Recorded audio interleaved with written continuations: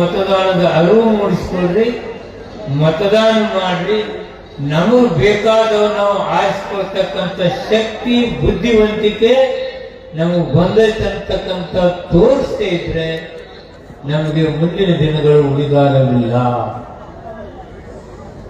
ಇವತ್ತು ನಡೀತಕ್ಕಂಥ ಘಟನಾವಳಿಗಳನ್ನು ನೋಡಿದಾಗ ಎಂತೆಂಥ ಸ್ವಾತಂತ್ರ್ಯ ಹೋರಾಟದಲ್ಲಿ ಇವತ್ತು ಸಾವನ್ನಪ್ಪಿದ್ರ ಅದರಲ್ಲಿ ಮುಸ್ಲಿಂ ಸಮಾಜದವರಿದ್ದಾರೆ, ದಲಿತರಿದ್ದಾರೆ, ಕೆಲವರು ಇದ್ದಾರಲ್ಲ ದೇಶದ ಆಸ್ತಿಯನ್ನ ಬ್ರಿಟಿಷರಿಗೆ ಬರೆದು ಕೊಟ್ಟವ್ರ ಕೈಯಾಗಿ ದೇಶದ ಅಧಿಕಾರ ಕೊಡ್ತಕ್ಕಂಥ ಕೆಟ್ಟ ಪ್ರವೃತ್ತಿಯನ್ನು ನಾವೇನು ಇಟ್ಕೊಂಡಿದ್ದೀವಿ ಇದನ್ನು ಕಿತ್ತೆಸೆದು ನಮಗೆ ಬುದ್ಧಿ ಇದೆ, ನಾವು ಈ ದೇಶ ಆಳೋದು ಕಲೆ ಗೊತ್ತಿದೆ, ನಮ್ಮ ಮತದಾನದ ಅರಿವಿದೆ ಅಂತಕ್ಕಂಥದ್ದನ್ನ ಎಚ್ಚೆತ್ಕೊಂಡು ಬಂದ್ರೆ ಬಸವ ತತ್ವವು ಇವತ್ತು ನಮ್ಗೆ ಆಚರಣೆಯಲ್ಲಿದೆ.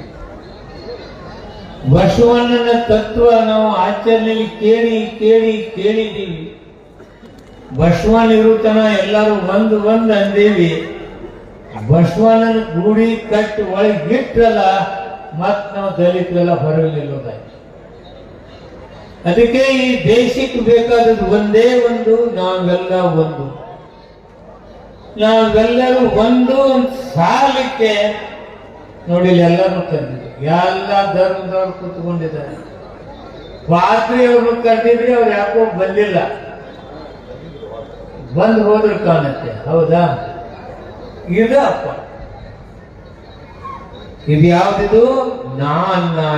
ತಮ್ಮ ನಾವನ್ಗಳು ಬದುಕಿನಲ್ಲಿ ನಾವೆಲ್ಲರೂ ಒಂದು ಅಂತಕ್ಕಂಥ ಸಂಕೇತ ಸಾಲಿಕೆ ಯುವಕ ಮಿತ್ರ ನೀವೇನ್ ಮಾಡಿದ್ರಿ ಇವತ್ತು ಈ ಕೆಲಸ, ಇದಕ್ಕೆ ನಿಮ್ಗೆ ವಿಶೇಷವಾದ ಅಭಿನಂದನೆ ನಾನು ಹೇಳೋದಕ್ಕೆ ಇಷ್ಟಪಡ್ತೀನಿ.